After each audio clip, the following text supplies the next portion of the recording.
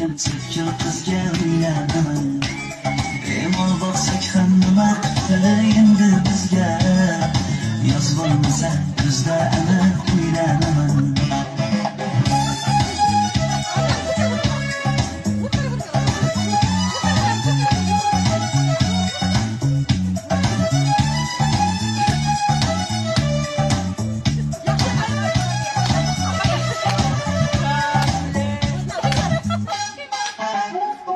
Sen menga bir xat beribsan, yengam aytdi.